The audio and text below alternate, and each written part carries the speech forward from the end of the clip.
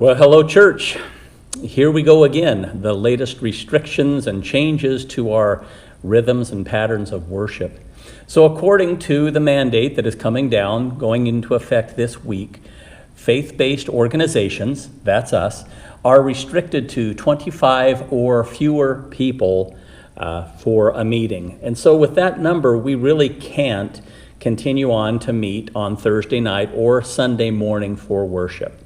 But instead, we're going to fall back to our practice of streaming those services online. So beginning on Thursday evening at about that regular time, that service will be available for you and then continue to be available, and it will launch again on Sunday morning, just so we have some semblance of familiarity in our patterns and our rhythms.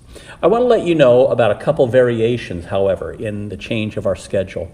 Pastor Angel and our Hispanic community are going to try a hybrid model where some of them will meet in the building and then some of them will meet in a different location and participate through video and the internet.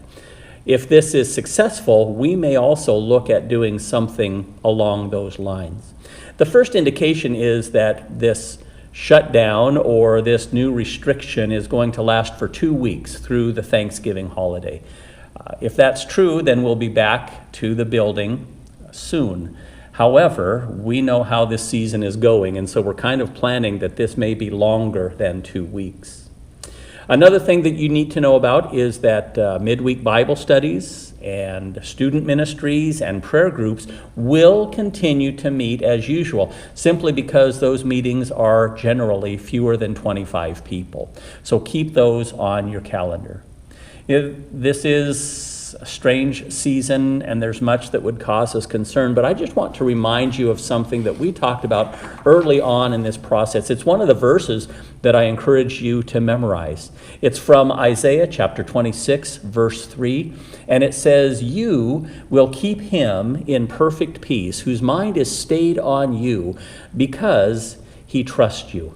And again, dear ones, more than ever, we just need to keep our minds stayed on Christ, stayed on the Lord, stayed on Jesus.